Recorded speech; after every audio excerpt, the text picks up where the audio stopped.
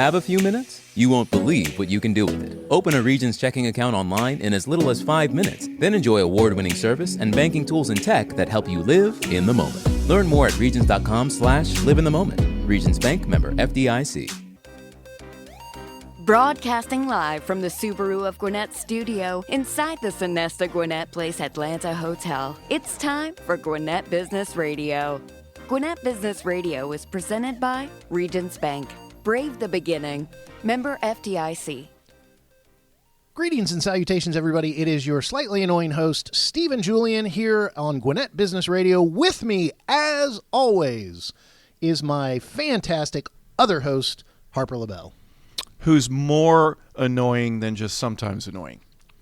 Right, and I'm Between the two of us, you're slightly, and I'm probably a little more annoying. You're more, I'm looking at Mike right now, and he's nodding. He's in heartily nodding in agreement. He does it all the time. Harper, I believe before we get to our fantastic guest, you have a bit of news you want to remind people of. Well, we want to talk about how much a Subaru makes a Subaru. It's love, and that's what makes a Subaru. Enjoy the big savings. And, Stephen, I know you love hassle-free living, and if you want a hassle-free experience, visit the folks at Subaru of Gwinnett, where the people there will help get you the right car that you are looking for. Visit SubaruofGwinnett.com and join their family today. Come in and see the difference. The 2023s are on the lot. If you're already a Subaruist, then check out their Facebook page for the latest offers and community events. We are so grateful to do the Gwinnett Business Radio show from the studios of Subaru of Gwinnett Studios. Holy cow, what's wrong with me? I tell you what, why don't we get to what everybody is here to listen to, and that is our fantastic guest. We are pleased to have Dr. Tina Woodard from Capstone Performance Solutions with us this morning. She is the founder and CEO of the company. Dr. Woodard, thank you for being here today. Well, thank you for inviting me. It's a pleasure to be here. Absolutely. Capstone Performance Solutions. You gave us one of the greatest business descriptions I've ever heard, and I was like, dang it, we should have been rolling at that point, but I think you're going to be able to repeat it. Tell everybody about what Capstone is and what you guys do. Absolutely. We are a boutique human resources organizational development consulting firm. We specialize in helping develop leaders, improve culture, team engagement, employee engagement, and strategy. Now, you started Capstone. Tell us a little bit of when you started, and more importantly, why did you start Capstone Performance Solutions? So I started my career as an industrial engineer working in a manufacturing environment, and I can definitely recall a time when some employees were not performing up to par. And as engineers, we were immediately looking at the machine and how long was the machine broken down, and did they have the right assembly parts that they needed. And all of those investigations turned up nothing.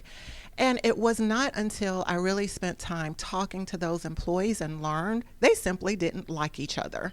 And that's why their performance was low in that particular unit. And I became clearly aware at that time that we can improve our processes, but if we don't ensure that we're paying attention to team dynamics and those interactions every day, then performance will not rise to the level that it absolutely could. So in your aha moment, everybody was looking at the machines. Well, it must be the machines that are broken. It was the relationships that were broken. And before those once those got repaired, then all of a sudden production picked back up.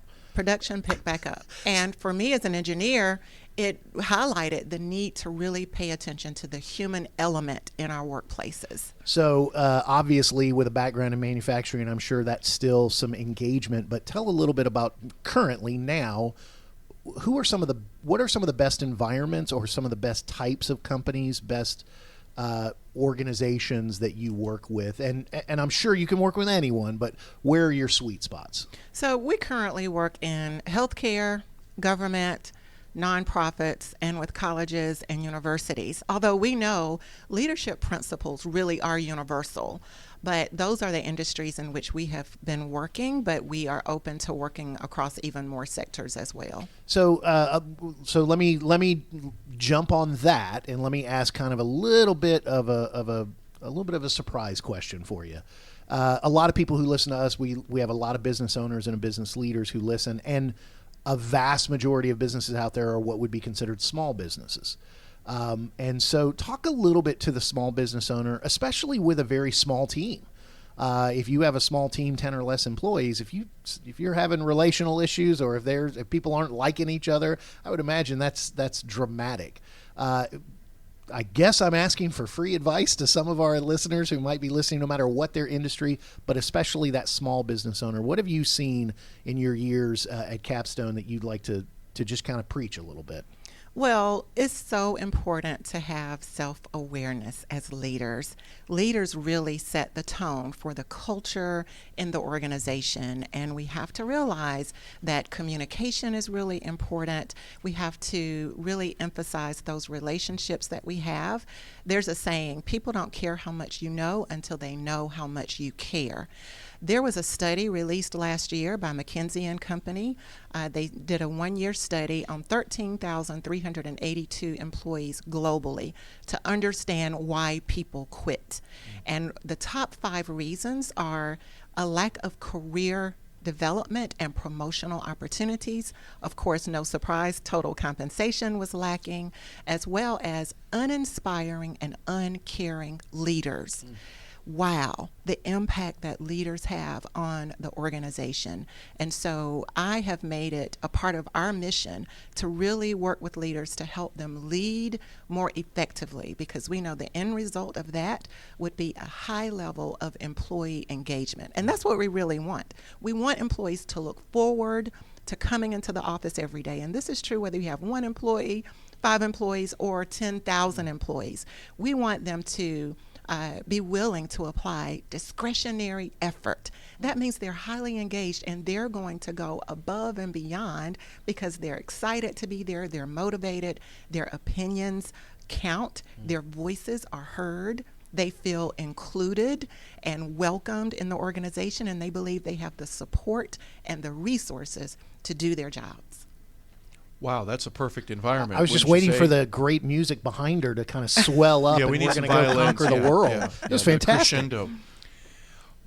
Tina, if you would allow, your first couple of statements, we're talking about, from a engineering aspect, you recognize there's a problem, and then no one has the knowledge to know who has the authority to fix that. Is that an issue you come across a lot of times? Or me being someone in an organization knowing there's a problem, but it's not my lane. I don't have the authority to fix that. Is that an issue that you would have? And a good leader should be able to recognize that and go, no, you do. I want to hear you. I want your input. What do you help to teach people in terms of understanding what their role is on a specific team or within a company or a unit? I do see and hear that quite a bit. I would say something, or I do have an idea about that, but that's not my department. That's not my duty. It's not my responsibility. But what we must understand that as leaders, we have the ability to influence across the entire organization. And so the most innovative, progressive organizations that I have seen or even read about are more boundaryless. They're the type of organizations that say, bring your ideas, even if it's not squarely within your functional area of expertise. We welcome those different perspectives, a new set of eyes actually looking at the problem.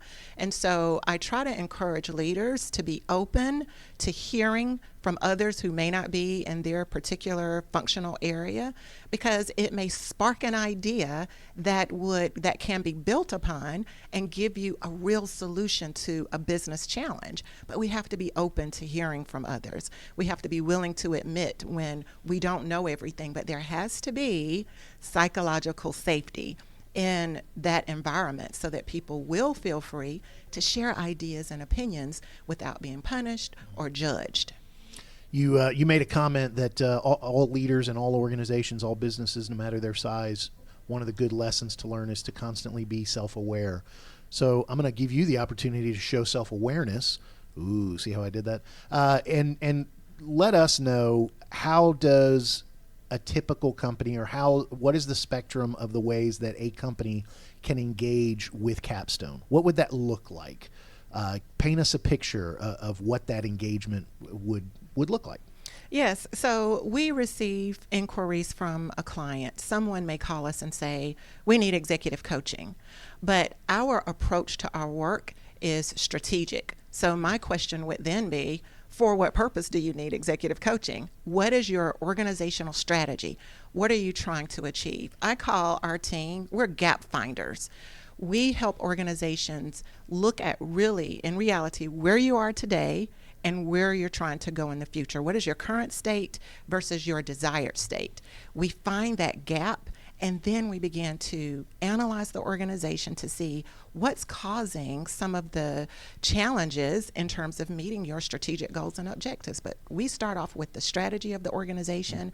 Then, as researchers, because my team and I, we're researchers, we go to the research to ensure that the solutions that we're offering are research-based, evidence-based. We know that these solutions work. And I think that distinguishes our work from a lot of other organizations that have off-the-shelf solutions. This is our leadership program. Yeah, I was going to go there. So without throwing anybody else under the bus, because I'm sure they do good work, but you mentioned off the shelf. What are some of the other differences? Because when you said research, I'm like, that's not a word I hear a lot when it comes to coaching and engagement and things like that. So what would someone's experience, how would it be dramatically different if they went with one of your other competitors? Again, we customize our solutions. We do a thorough needs analysis and organizational effectiveness assessment. In fact, 2 years ago, we worked with an industrial organizational psychologist to help us transfer what we know in terms of the factors of organizational effectiveness. How could we turn that into an assessment so that we would be able to go into an organization and help them identify what are those factors that are really hindering productivity and performance and engagement in the organization. So we use that data to customize our solutions. We'll learn through those assessments what factors are hindering them, and then we compare that to what we're learning in our ongoing research, and then we design a customized solution based on that data. So that's the difference. That's how we customize it, and we're not offering off-the-shelf solutions that are pre-designed and pre-made. And when we started, you said, you're a boutique organizational development and human resources firm. I think sometimes people hear organizational development, human resources, and they forgive me, but their first thought might be checkbox. HR, I got to get this done. I got to get this done. Compliance, manuals we've got to get through. But you're in the human resources and organizational development, but it is, and it's not Band-Aid, and it's not checkbox, and it's not, you kind of talked about, you got an email, hey, we need help. I mean, there are other organizations that'll put a Band-Aid on things. You're really trying to get the patient back to full health and better vitality, I guess would be the way to put it. So this process isn't overnight. What's the typical length of engagement? Is it an ongoing, or is it we're going to set goals, and once we get there, then we'll let you decide if you want to keep talking to us? So our typical engagement is about 7 to 10 months. However, what we have been finding is that those organizational leaders who are really committed to transforming their organization, they engage us even after the typical engagement of a leadership institute that we may design and deliver for them. They'll say, oh, we also need help with developing our strategy and communicating that out in the organization. Can you help us with that? And the answer is yes. We also need help with analyzing some processes and ensuring that those are optimized. Can you help us with that? And the answer is yes. So our clients really partner with us, and we value that partnership, and they award us with additional business, and we continuously work with them to ensure that our solutions are delivering the results that they really need. Tina, there's a lot there, and I probably have 50 questions, so I'm going to try to prioritize. And that would be more annoying. I know. I'm good at annoying. Ask my wife. And I was slightly annoying by bringing that up. Go ahead. When a business owner comes to you, is his goal, can you help my company be more productive? I know we've got some problems. Everybody has their problems. But what is the objective of an individual that comes to you and says, I need help. How can you fix this? When I coach kids, I teach them for footwork, for example, and that's my big issue with kids. It all starts with the feet. 2 + 2 is 4, and I'll say it, and I'll repeat it, and I'll repeat it to where the kid's looking at me like, why do you keep asking me what 2 + 2 is? I said, because there's a way to get to your goal, which is 4. And 2 + 2, putting your feet in the right place, and you can hit a ball better. 3 + 1 is also 4, and 1 + 3. So the customization, really, there's different ways that might work for you. There's a lot of research that you have to do about somebody's company. Tell me a little bit more about that process. What does a typical business owner come to you with in terms of help me? And then what is your response? Here's what I need to look at. Here's what I need to see. Tell me a little bit more about that process, if you don't mind. Yes, absolutely. And so a leader will come to us when performance is subpar. We're not really hitting our goals. There's some infighting. I notice some conflict, and people are coming to me as the senior leader as opposed to talking to each other. We don't really know each other. We have a newly formed team, and we need to work more productively together. Can you help us with that? And so when we because some of that, what I'm trying to do in my company, it's not working. We still have this problem. Is that when they come to you most typically? Because wouldn't most people want to resolve that themselves? In other words, if I had you and your husband, let's say, you had we don't know where we want to go to dinner. We don't need to bring somebody else in all the time. But when we still can't figure this out, that's where you come in. Is that correct? Exactly. Because oftentimes they want to resolve the challenge, but they may not know exactly where the problem is stemming from. So that's why we go in and do root cause analysis. What's really going on here? You may say, okay, we have new leaders. We need to develop them so that they can lead these teams more effectively. But they may not know the strategy of the organization has not been properly communicated out to the rest of the workforce. Yeah. And that's a challenge as well. So that's why it's so important when we go in, we review and talk about and understand the strategy of the organization. We do our thorough, comprehensive needs assessment, organizational effective assessment, so that we can assess what's going on with leadership, what's going on with culture, what's going on with strategy, what's going on with communication within the organization.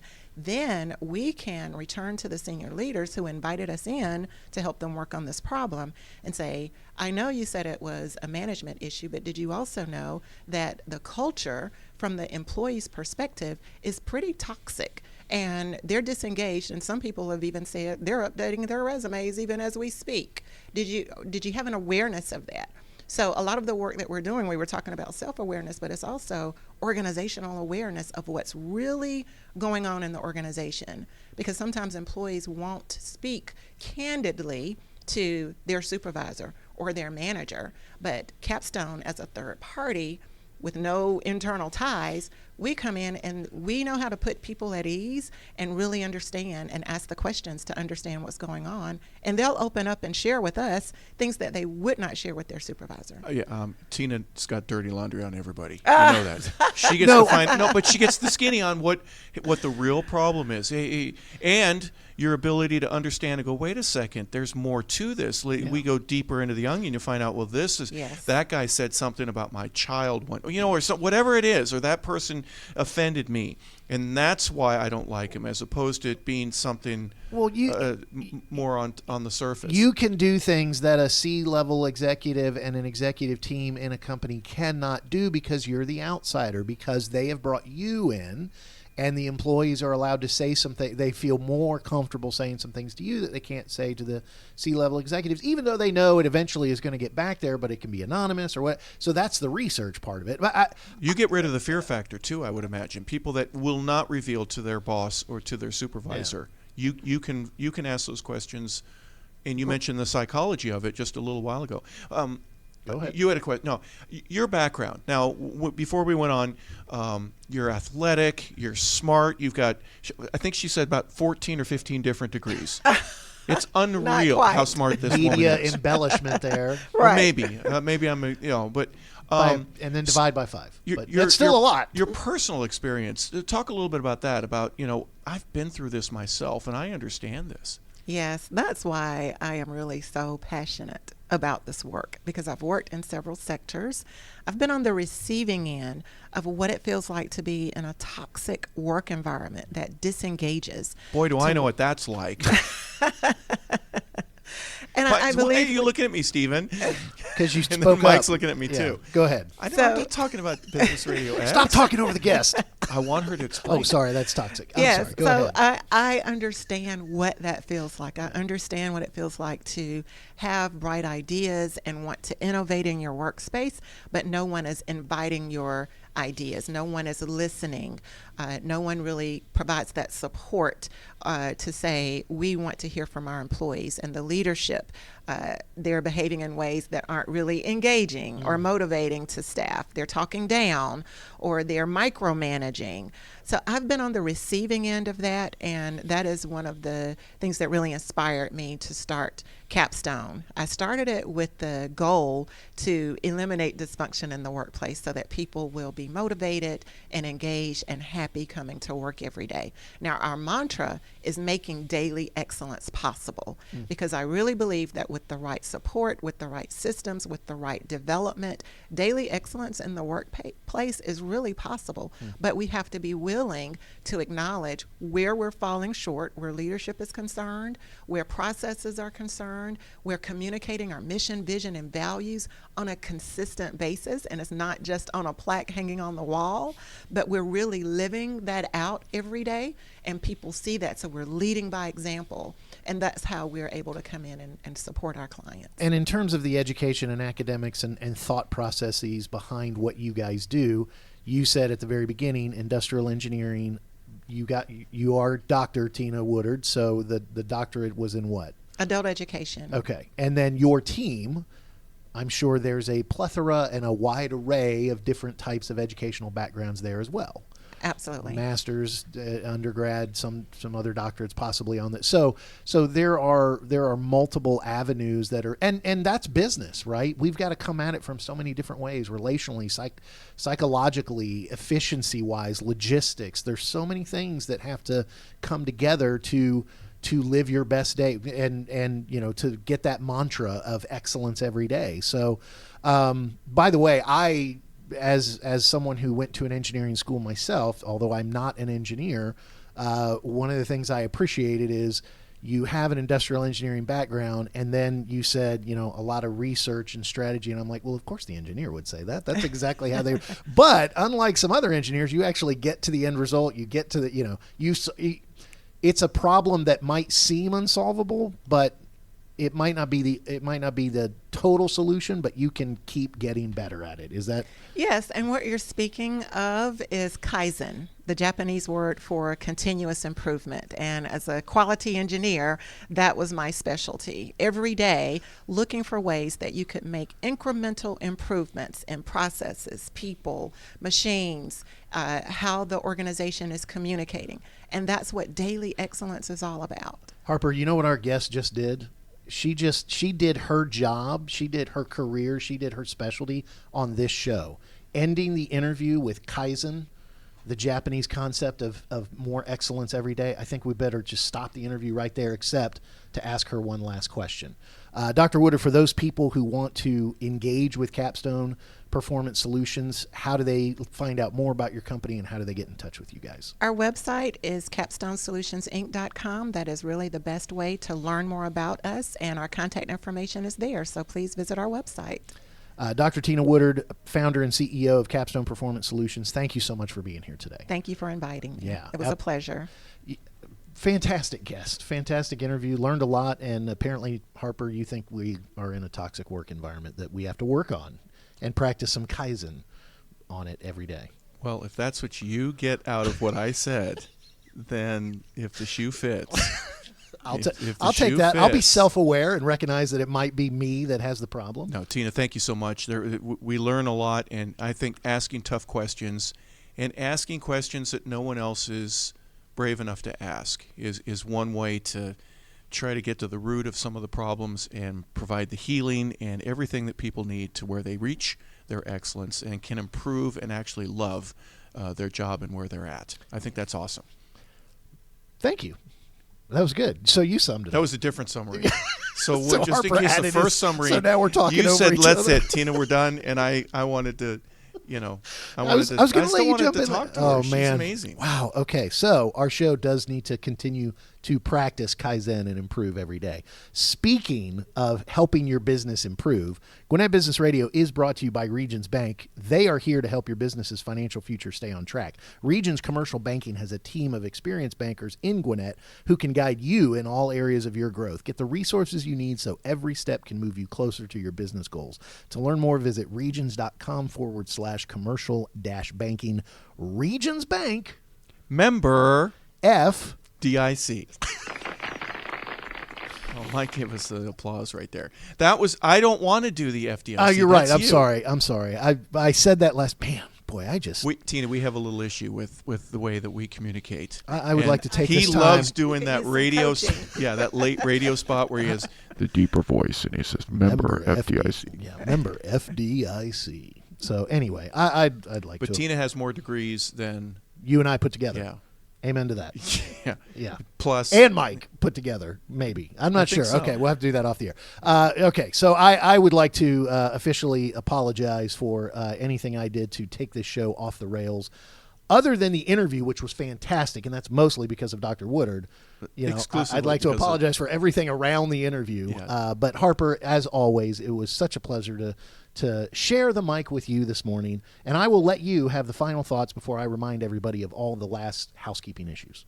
I don't know if there are any housekeeping issues that I have on my side. It's just, Tina, thank you so much for being here and sharing a little bit more about you, what you do, your passion for your work, and your ability to help others do their work as good as they possibly can. That's awesome. Thank you. So I want to remind everybody that Gwinnett Business Radio is brought to you by BusinessRadioX.com. You can catch all the different shows that come out of our Gwinnett studio at that website. You can also follow us online at social media at GwinnettRadioX.com. Mike is not even letting me finish. So for our producer, Mike, and for my trusty co-host, Harper, this is Steven saying we'll catch you next time on Gwinnett Business Radio.